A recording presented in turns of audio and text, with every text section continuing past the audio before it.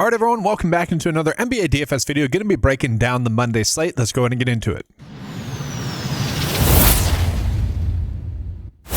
So we started here with the Toronto versus the Cavs game, and this is actually a game that's projected to stay close.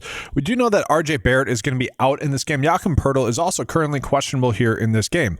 I do think we are going to get one of the better value plays for the slate in this game with Jamal Sheed. I don't really understand the pricing just in general. He is someone that should see a minutes bump with RJ Barrett off the court, and he is someone that does benefit a decent amount with RJ Barrett off the court. Okay, his per 36 production with him off the court is about 36.2 fantasy points with him off the court. Now, when we look at kind of what he's projected to do, only about 24 minutes. Okay, so not necessarily as high as I would want, but he is still a decent value at about 4.9 there. And I think he is a good play on the slate, especially in this game where it's projected to be a closer scoring game, 236, with the point spread being at 2.5. So it is a game that is projected to stay close. Now, from there, are there any other plays that we can get to for the Raptors? I don't mind really any of them, but I do think they're all kind of priced correctly. Okay, so Quickly's priced correctly. Scottie Barnes priced correctly. Ingram maybe a little bit too low in my view, but the data doesn't necessarily think so. So I don't think we necessarily need to get to anyone from them. And then for the Cleveland Cavaliers, guys, they are currently banged up. There's a lot of players that are actually questionable for them. So we do need to get a word on really who's going to be active for them. So Jared Allen's questionable, Sam Merrill's questionable, Craig Porter is questionable, and Max Strus is questionable. So if we get news that Jared Allen is indeed going to sit, that would help out Evan Mobley a little bit. I think we'd be looking to get to him a little bit more, especially in a decent matchup there against the Toronto Raptors. Now, one pretty appealing game to target is going to be Detroit versus Indiana. Jalen Duren's actually really popping up here, guys. He's probably a little bit too cheap for the ceiling that he presents.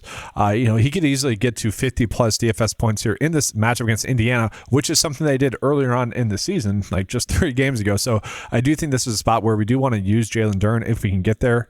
When we look at some of the projection data that we have coming in, Duren is actually going to rank out as one of the better just raw values on the slate. We are going to have to eat up a center spot with him. And, it is a game where it is a 10-point spread, not the highest scoring game. That's a little bit concerning to me. But overall, I do think this ends up being a pretty darn good spot for him. Now, for the Pacers, guys, we are getting, some okay plays, but no one we necessarily need to go out of our way to target. Bennedict Mathurin is going to be a play that I think a lot of people are going to chase, maybe his upside with. He is someone that has been scoring a lot. And if this game does end up staying close, I think people are going to, maybe benefit from that. But for me, for now, I don't think we necessarily need to get the Mathurin. I think we're going to get some better options a little bit later on in this video. And then I'm going to kind of quickly pass over the New York game. Guys, we got Brooklyn versus the Knicks. I don't necessarily like either options. I mean, Demon is someone that's kind of popping up there for Brooklyn. For New York, we aren't really getting any strong plays. So I think we can kind of just pass up on that. We can jump on into one game that I think is going to be pretty darn appealing to target. That's going to be Miami versus Dallas. So Tyler Hero is currently questionable. He is expected to play in this game. Whether or not he's on a minutes limit or anything like that, that's a big question mark. But to me, that does kind of hurt some plays like Norman Powell. I do like Norman Powell at his price tag, but I don't think we necessarily need to go on in him that much. Like, he's more of a shoulder stroke option. I did mention in the prop spreading video that I do like him for like his over fantasy score. So I do expect him to have a good game, but we don't necessarily need to go out of our way to target him. And then if we kind of look at the data points that are coming in, they all kind of roughly agree with that. Again, I don't mind Norman Powell, but the reason why I want to target this game is because of the high scoring nature of it. 241.5, a little bit of a blowout risk at 8.5 points, but overall, I do think we want to be targeting some players in this game. And then we go ahead and jump on into Dallas. I kind of like the idea of getting to PJ Washington. I feel like he's a little bit appealing just in this high total game. Now, he is priced correctly, but if we want to get some pieces to this game, I don't mind him. And then be on the lookout, guys. Brandon Williams is currently questionable. If he were to end up sitting, we'd be looking at D'Angelo Russell to end up being a much better play on this slate. We go ahead and jump on into Denver versus Memphis, guys. Denver is going to be without Aaron Gordon and also Christian Braun, which creates a little bit of value for us. Like Peyton Watson, someone that's a little bit appealing now. We did see he did just go off in a game about 3 games ago. Obviously, we're not expecting that, but against Memphis, maybe he could have a decent game. Obviously not that to that extent, but a little bit appealing there. I am wondering if Hunter Tyson will get some run. He's not going to be someone that would project really at all, but he is someone that maybe ends up getting 12 minutes, and he is at the min price, so did want to call him out. If we get any news kind of suggesting that he might play a little bit, I think you'd want to be targeting that. Obviously, Jokic and Jamal Murray are going to be pretty interesting plays on the slate, but really neither of those are plays that we necessarily need to get to. And then for Memphis, one of the better values is actually Zach Edey, projection-wise. I do worry that he might get into foul trouble here, though, against Jokic. That is a big concern for me on the slate. I don't mind the idea of getting into Vince Williams. He is someone that I kind of view as a shoulder shrug play. I actually ended up on him as my small forward a decent amount just because I had to, because I don't necessarily love any of the other small forwards. And at his price tag, he was pretty appealing to me. And I think he's presents a little bit more consistency compared to Cedric Coward. But all in all, like, both these two players are going to be pretty decent. I mean, Coward just had a poor game shooting in his last game, 3 for 11 in that game, only 25 minutes, maybe gets a little bit more run. But either way, I think we want to be looking to one of these two in our builds. And that's mostly due to pricing, guys. It's kind of just, they're at a price tag where I kind of feel like I've been ending up on. Thus, I'm going to kind of roster them. Worth calling out, Vince Williams does project a little bit better than Coward as well. And then we go ahead and jump on into Portland versus Milwaukee. Kind of an interesting spot here with Portland. Drew Holiday is still out. Scoot Henderson is still out. Sharp is currently questionable. He's actually going to be the best value here for Portland. I really don't mind him as an option. He did sit out on the front end of a back-to-back yesterday for them, so you would expect him to go. And really, he does have a pretty strong upside here in this game. I really like him if he does end up playing. If he ends up sitting, we're probably just looking at Caleb Love to be a pretty good click for us on this slate.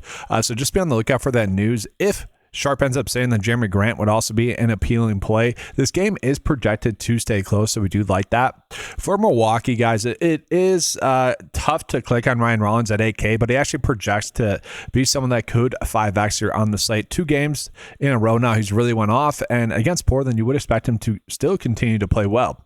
After that, I don't mind getting to Miles Turner. I don't mind choosing one of Bobby Portis in a build. I wouldn't go both of them, but after that, it does become a little bit too thin. We jump into the evening game, which is going to be the highest scoring game on the slate. For Chicago, it does kind of suck because I feel like they're all priced correctly. If Vucevic ends up sitting, sure, we could maybe get some value. But overall, I don't feel like we necessarily need to get to any of the Chicago players. And what I mean by that is going out of our way to get to them. They're all fine plays if you end up on them, but they all kind of eat into each other's workload, and so it is a little bit of a guessing game as to which one is going to end up going off. Now, for me, I do like into the Pelicans lot. This is where we are getting a lot of our plays. Like we're basically done with the lineup portion of this video, guys, and we have one player in our lineup right now, and that's because we're saving it for a lot of the Pelicans. So we go ahead and pull it up, guys. Derek Queen projects 6X on the slate. The only player that projects to get 6X. You got it's a very high scoring game. 245 basically on average there, 5.5 point spread. So projected to stay close there as well. Zion is someone we can get to, but really I think we're prioritizing Queen and Fears the most, and then we can kind of figure it out from there. So this was the hand build that I was able to come up with, guys. I don't mind PJ Washington in that game against Miami. It is a higher scoring game. Bobby Portis was the last player into my build.